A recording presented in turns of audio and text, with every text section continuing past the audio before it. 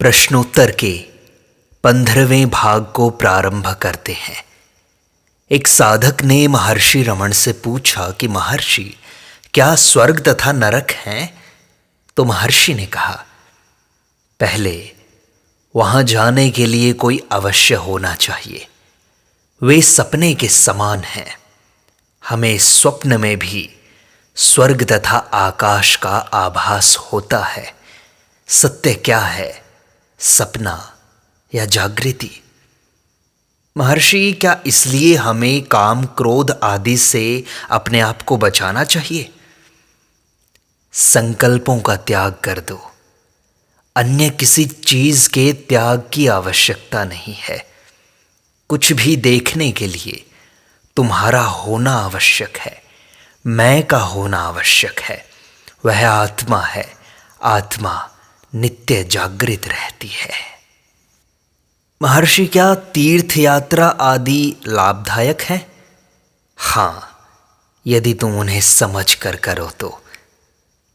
महर्षि, आत्मा तक पहुंचने के लिए कौन सा प्रयास आवश्यक है? मैं को नष्ट कर देना चाहिए। आत्मा तक पहुंचना नहीं पड़ता। क्या ऐसा कोई क्षण है जब आत्मा नहीं है? यह नया कुछ नहीं है, नवीन नहीं है। तुम जो हो वही रहो। जो नवीन है वह स्थायी नहीं हो सकता। जो सत्य है वही सनातन है। महर्षि, ज्ञान यज्ञ अथवा अन्य यज्ञ क्या है? इसके लिए अन्य पद्धतियां हैं। साधना का उद्देश्य तो ज्ञान की प्राप्ति है। क्या जीवन मुक्त भिन्न प्रकार के होते हैं महर्षि? यदि वे बाह्य रूप से भिन्न हों तो भी क्या हुआ? उनके ज्ञान में कोई अंतर नहीं पड़ता। महर्षि, एक गुरु का भक्त रहकर भी क्या अन्यों के प्रति आदर किया जा सकता है? देखो, गुरु केवल एक ही है और वह शरीरधारी नहीं है। जब तक दुर्बलता हो तब तक शक्ति की सहायता की आवश्यकता अवश्य रहेगी। महर्षि, जय कृष्ण मूर्ति जी के अनुसार किसी गुरु की आवश्यकता नहीं है। पहले यह देखो, उन्होंने ऐसा कैसे जाना? आत्मज्ञान की प्राप्ति के बिना ऐसा कहा जाना संभव नहीं है। आत्म साक्षात्कार से पहले ऐसा कोई नहीं कह सकता।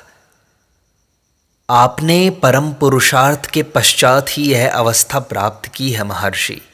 हम तो निर्बल लोग हैं, हम क्या कर सकते हैं? हम अपनी आत्मा में हैं, संसार में नहीं हैं। यह ध्यान से देखो। महर्षि, फिर से पूछूं तो स्वर्ग तथा नरक क्या है? स्वर्ग तथा नरक तुम्हारे साथ साथ चलते हैं। तुम्हारे काम क्रोध ही इनके जनक हैं। वे सपने के समान हैं। महर्षि, गीता का कथन है कि यदि भ्रू मध्य में एकाग्र होकर श्वास पर संयम किया जाए तो परम अवस्था प्राप्त होती है।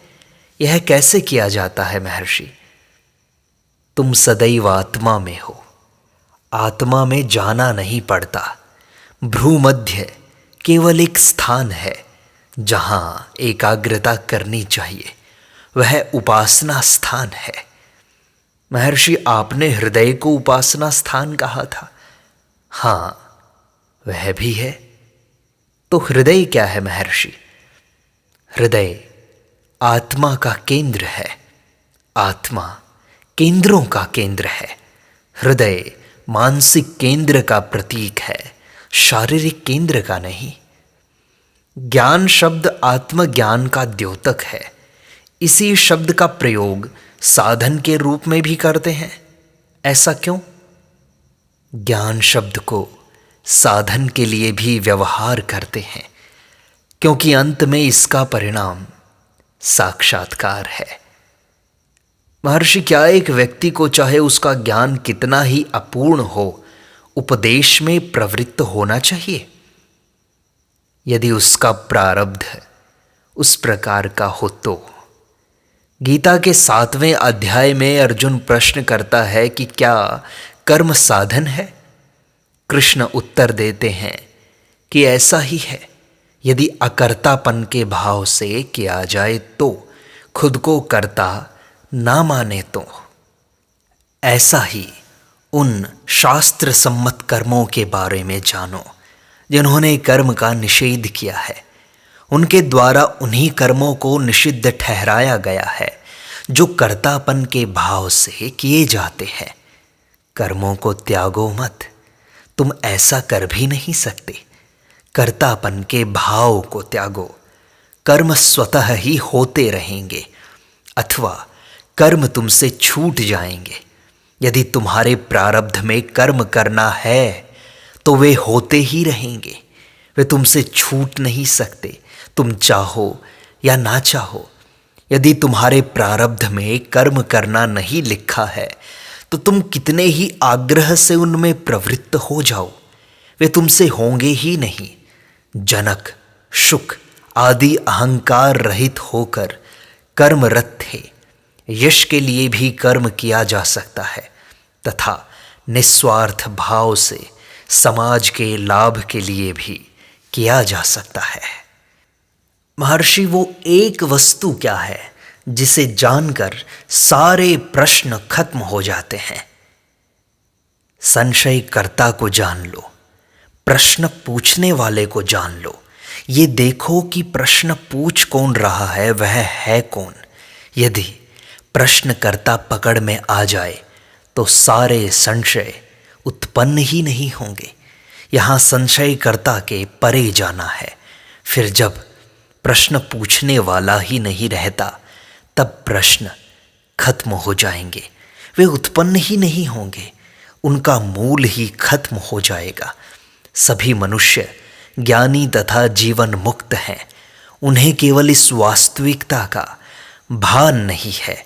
संशयों को निर्मूल करना ही होगा।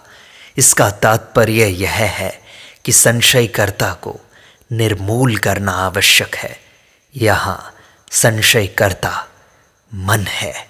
महर्षि, इसके लिए क्या क्रम है? मैं कौन हूँ इसकी खोज कर लो। क्या हम इसका जाप करें? तुम यह विचार क्यों करो कि मैं यह हूँ, मैं वह हूँ। खोज करने से संकल्प समाप्त हो जाएंगे। तब जो अनिवार्य अवशेष आत्मा है वह प्रकट होगी। क्या हठयोग आवश्यक है?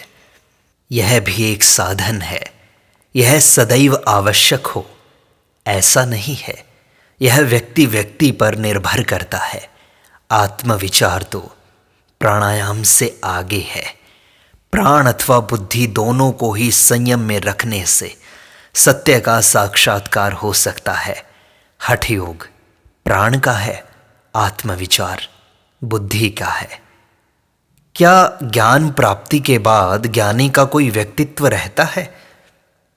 वह व्यक्तित्व कैसे रख सकता है? सामान्यतया दैनिक जीवन में भी श्रेष्ठ व्यक्ति किसी कार्य के आरंभ से पहले आचमन तथा प्राणायाम का निर्देश देते हैं। कर्म चाहे लौकिक हो अथवा पारलौकिक, इससे यह निष्कर्ष निकलता है कि मन की एकाग्रता से ही सफलता प्राप्त होती है। महर्षि, मैं नेति नेति का ध्यान करता हूं, इसका क्या लाभ है? नहीं, यह ध्यान नहीं है। स्रोत को खोजो। तुमको स्रोत तक पहुंचना ही है। असत्य मैं नष्ट हो जाएगा तथा सत्य मैं की अनुभूति हो जाएगी। मैं वास्तविक मैं से भिन्न नहीं रह सकता, इसे बस जान लो। महर्षि, कभी कभी चैतन्य की स्पष्ट प्रभा दिखाई देती है जिसका केंद्र सामान्य अहम से बाहर है तथा जो सबको आवेष्टित किए हुए प्रतीत होती है। क्या ऐसे अनुभवों के लिए एकांतवास आवश्यक है? इसको ध्यान से समझो। अंदर या बाहर किसके लिए है? जब तक दृष्टा एवं दृश्य हैं वे केवल तभी तक हैं। फिर ये दोनों किसके लिए हैं? ये दोनों एक होकर केवल दृष्टा रह जाएंगे। देखो दृष्टा में कौन है, विचार प्रक्रिया तुम्हें दृष्टा से परे शुद्ध चैतन्य तक ले जाएगी। सामान्य अहम मन है, इस मन की अपनी सीमाएं हैं, किंतु शुद्ध चैतन्य निस्सीम है तथा उपर्युक्त आत्मविचार की प्रक्रिया से उस तक पहुंचा जा सकता है। प्राप्ति आत्मा सर्वदा है। आत्म साक्षात्कार के मार्ग की बाधाओं को बस हटाना है, प्राप्ति को चिरस्थायी रखना। एक बार आत्म प्राप्ति होने के बाद वह सदैव रहेगी, वह कभी खोती नहीं। विस्तारित करना, आत्मा का विस्तार नहीं होता, क्योंकि आत्मा न कभी घटती है न कभी बढ़ती है। और एकांतवास, आत्मा में स्थित रहना ही एकांत है। चूंकि आत्मा से भिन्न कोई वस्तु नहीं है, एकांतवास के लिए एक स्थान से अन्य स्थान में जाना होता है। आत्मा से भिन्न कहीं कोई स्थान नहीं है। सब कुछ आत्मा होने से कहीं भी जाना असंभव एवं असंगत है। अभ्यास करना ही आत्मा की खोज है। महर्षि, कर्म क्या है? जिनकी फल प्राप्ति का क्रम प्रारंभ हो चुका है उनको प्रारब्ध कर्म, भूतकाल के कर्म कहते हैं। जो जमा है और जिनकी फल प्राप्ति आगे होगी वे संचित कर्म कहे जाते हैं। ग्रामीणों द्वारा शाक पात के बदले में धान प्राप्त करने की तरह यह भी अनेक प्रकार के हैं। बदले में प्राप्त धान में चावल, रागी, जौ इत्यादि। कोई जल पर तैरने वाला, कोई जल में डूबने वाला, कोई अच्छा है, कोई बुरा है, कोई बीच का है। अनेक प्रकार के अत्यंत प्रभावशाली संचित कर्म जब अगले जन्म में फल देने लगते हैं तो उन्हें उस जन्म का प्रारब्ध कहा जाता है। फिर महर्षि, कर्म करें या ना करें? श्री शंकराचार्य जी ने अकर्म का आदेश दिया था, किंतु ये बताओ, क्या उन्होंने स्वयं भाष्य नहीं लिखे, शास्त्रार्थ नहीं किए? कर्म करना अथवा नहीं करना, इस विवाद में मत पड़ो। अपने आप को जान लो, तब देखो यह कर्म किसका है, किसका है। कर्म को स्वयं होने दो। जब तक कर्तापन का भाव है तब तक उसे अपने कर्मों के फल भोगने ही होंगे। यदि वह स्वयं को कर्ता नहीं मानता तो उसके लिए कोई कर्म नहीं रहता। जिसने सांसारिक जीवन का त्याग कर दिया है वह सन्यासी है। महर्षि, इस अहम भाव का उदय कैसे हुआ, यह जानना आवश्यक नहीं है। तुम बेकार के प्रश्नों में क्यों पड़ते हो? वर्तमान को जान लो। जब तुम इसे नहीं जानते तो भूतकाल की, भविष्यकाल की चिंता क्यों करते हो? महर्षि, हम किस प्रकार जानें कि वह कर्म हमारा है अथवा नहीं? यदि कर्म का फल व्यक्ति को प्रभावित नहीं करता तो वह कर्म से मुक्त है। महर्षि, क्या बौद्धिक ज्ञान ही पर्याप्त होता है और कुछ करने की जरूरत नहीं है? बुद्धि से जाने बिना उसका अभ्यास कैसे होगा? अतः पहले बुद्धि से जानो और फिर वहाँ रुक मत जाओ, उसका अभ्यास करो। जब तुम एक दार्शनिक सिद्धांत का पालन करते हो तो अन्य सिद्धांतों का खंडन करना ही पड़ता है। सब लोगों से एक ही प्रकार के कार्य करने की आशा नहीं की जा सकती। प्रत्येक व्यक्ति अपने स्वभाव तथा पूर्व जन्म के संस्कार के अनुसार ही कर्म करता है। ज्ञान, भक्ति, कर्म एक दूसरे से संबद्ध हैं। ध्यान करने के लिए आकार अपनी स्वयं की रुचि के अनुसार होता है। इसका उद्देश्य है अन्य आकारों से बचना तथा एक ही आकार में लग जाना। इससे लक्ष्य की प्राप्ति हो जाती है। प्रारंभ में मन को हृदय में एकाग्र करना असंभव है। इसी कारण इन साधनों की आवश्यकता पड़ती है। कृष्ण का कथन है कि मेरे, तुम्हारे इत्यादि किसी के कोई जन्म नहीं हुए, और बाद में वे कहते हैं कि उन्होंने आदित्य से पहले जन्म लिया था। अर्जुन को इस कथन में शंका होती है। इससे यह निश्चय हुआ कि हर व्यक्ति अपने विकास के अनुरूप ही ईश्वर की धारणा बनाता है। तुम जागृत अवस्था में स्वयं को देह मानते हो, पर सुषुप्ति में ऐसा नहीं मानते। एक व्यक्ति के शरीर भी तो अनेक परतों में होते हैं। ईश्वर का अनंत सामर्थ्य क्यों न होगा। जो भी मार्ग अपनाया जाए, ज्ञानी पुरुष उसे ही प्रोत्साहन देते हैं, क्योंकि वह मार्ग भी अन्य मार्गों की तरह लक्ष्य तक ले जाता है, और लक्ष्य है अपने स्वयं की आत्मा को पा लेना। बस उस अज्ञान को हटाना है। आत्मा सदैव ही है। तुम सदैव अपने आप को खोजने के अभ्यास में लग जाओ, फिर देखोगे धीरे धीरे धैर्य से सारे अज्ञान के, अविद्या के पर्दे हट जाते हैं।